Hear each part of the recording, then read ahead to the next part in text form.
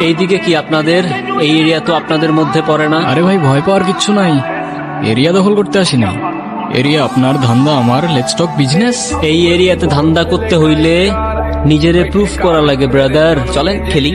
এত চাপ নিতে পারবি? এটা সমুদ্রের তলা, শুধু চারিদিকে পানি। ওই দেখ দেখ, ওরা করতে আইছে ধান্দা, দুইটা নতুন আমদানি। আমার হোমিজ আমার সাথে। দেখ, আমি তোর পথের কাটা।